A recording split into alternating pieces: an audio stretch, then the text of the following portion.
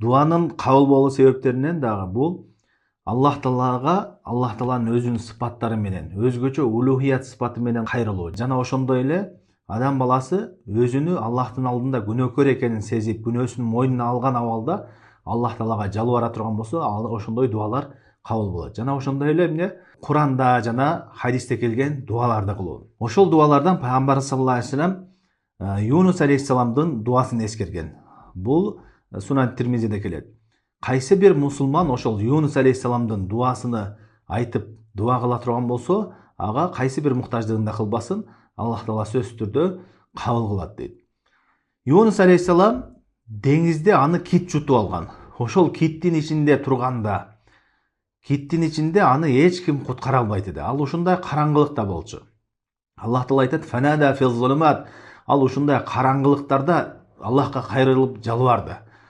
Караңгылык дегенде ал жерде түн караңгы болчу, деңиздин ичи караңгы болчу, жана ошондой эле киттин ичинде караңгы. Үч караңгылык бириккен. Ал жерден эч ким куткарыш мүмкүн эмес.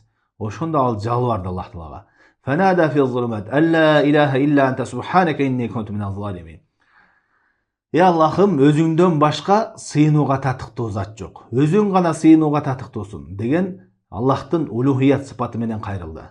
Жана ошондой эле инни кунту миназ залимин. Аллахым, мен өзүм нафсыма зулум кылуучулардан болдум. Тагыраак айтканда, мен күнөөкөрмүн, сенин алдыңда күнөөкөрмүн деп Аллах Таалага кайрылды. Биринчиси улухият сыпаты. Аллахым, жалгыз өзүң ибадатка татыктуусуң. Өзүңө гана сыйынабыз, өзүңө гана дуа кылабыз, өзүңө гана жалбарабыз деген маанилерди камтыган улухият сыпатыны айтып дуа кылды. Экинчиси күнөөсүнү мойнуна алып, сенин алдыңда күнөөкөрмүн деп жалбарганда Аллах Тааланын дуасына жооп берип, ал жерден куткарды. Аяттын уландысын айтайт: "Фастажабна лаху ва наджайнаху минал гам". Биз эмне дейт? Анын дуасына жооп бердик жана аны ошо кайгы капасынан, кыйынчылыктан куткарып койдук дейт. Ошондой эле ким дуа кылса ушуну, Юнус алейхиссалам дуасы менен кыла турган болсо, момундарга да Аллах Таала сөзсүз жооп берет. Жана хадисте, башка бир риваятта, Хакимдин риваятында келгенде айтат, пайгамбарыбыздан сурашты: "Бул дуа Юнус алейхиссаламга эле тиешелүү?" дегенде, "Жок" деди. "Силер Аллах Тааланын сөзүн уккан жоксуңарбы? Аллах Таала айтып атат: "Фастажабна лаху ва наджайнаху минал гам ва казалика нунжил муъминин". Биз анын дуасына жооп бердик жана биз аны куткардык, ошондой эле момундарды дагы куткарабыз дейт.